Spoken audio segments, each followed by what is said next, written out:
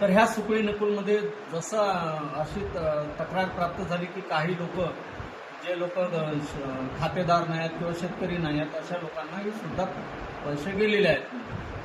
तर तातडीनं मग आम्ही त्या प्रकरणामध्ये गांभीर्याने लक्ष देऊन त्या प्रकरणाची चौकशी केली असता असं लक्षात आलं आहे की 6 जे लोक आहेत त्यांची त्या गावामध्ये शेती आहे 6 लोकांची, परंतु त्यांनी पंचनाम्यामध्ये आपल्या बायकांचे नावं टाकले आणि कुठं ना कुठं आमच्या तलाठ्याकडून किंवा कोतवालाकडून किंवा पोलीस पाटलाकडून ती चूक झालेली आहे आणि ती चूक व्हायला नको पाहिजे होती।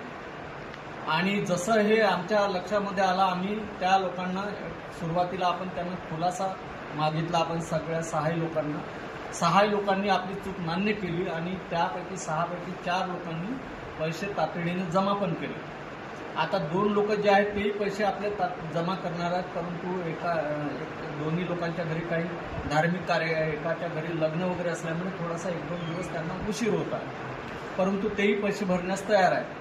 त्यामुळे शासनाचा जो पैशाचा जो हे झालेला आहे तो आपण शासनाच्या कोणत्याही पैशाचं कोणत्याही चुकीच्या माणसाला पैसे वाटप होऊ नये असं धोरण असल्यामुळे ते आपण जमा करून घेतलेले आहे आणि त्यांनी सुद्धा ते जमा केले।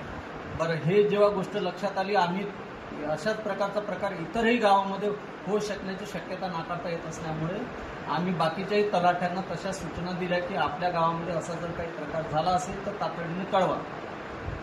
तर एबीपी माझा, उघडा डोळे बघा नीट।